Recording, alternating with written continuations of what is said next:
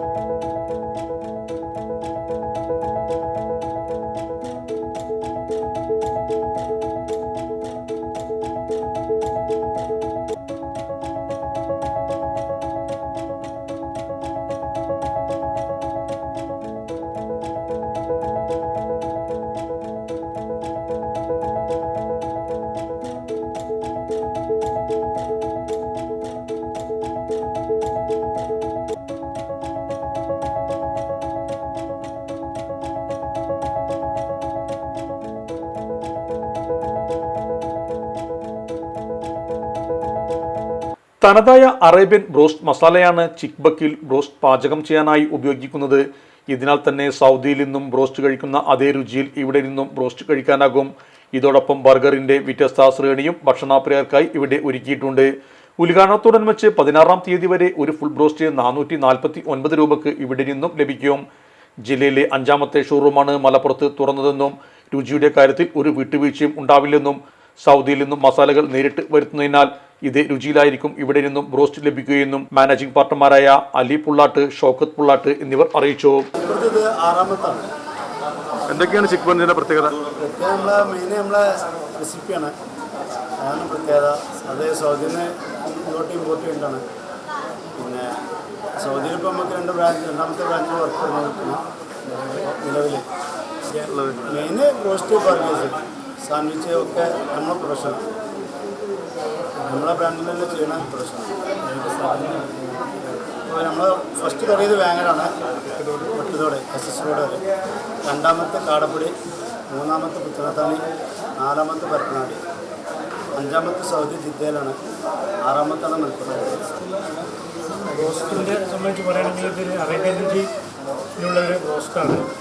കാരണം ഇവർ first branch തുടങ്ങിയത് വേങ്ങരയാണ്. അതിനുശേഷം 6ാമത്തെ ബ്രാഞ്ചാണ്. ഒരു പ്രത്യേകത അറേബ്യൻ രുചിയിലുള്ള റോസ്റ്റാണ്.